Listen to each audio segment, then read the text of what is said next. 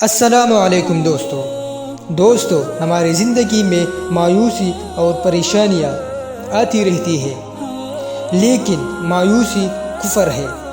ہر مسلمان یہ بات جانتا ہے کہ باطنی اعتبار سے نفس و شیطان ہر مسلمان کا دشمن ہے۔ جب انسان اللہ تعالیٰ کو یاد کرتا اور اس کی محبت و ولایت کے راستے پر چلتا ہے تو طرح طرح کی مشکلات اور مستقبل و ماضی کے بارے میں اندیشوں اور وسوسوں میں مبتلا کرتا ہے۔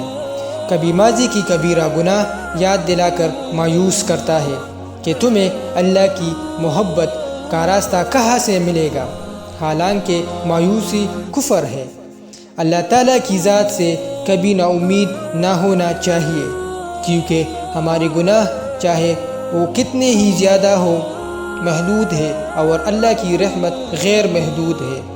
اس پر شکر گزاری کرنی چاہیے کہ ہمارا رب غیر محدود رحمت والا ہے۔ سمندر کے کنارے کروڑوں انسان آباد ہے، سب کی نجاست سمندر میں جاتی ہے۔ سمندر کی ایک لہر سب کو بہا کر لے جاتی ہے، اور سمندر پھر بھی ناپاک نہیں ہوتا۔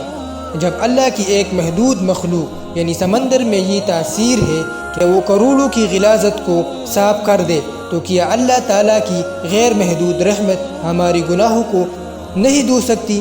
اس لیے کبھی نا امیدی نہیں ہونی چاہیے۔ گناہ چھوڑنے کی ہمت بزرگوں سے سیکھیے اور ان کی دعائیں لیں۔ امید ہے دوستو یہ ویڈیو آپ کو اچھی لگی ہو۔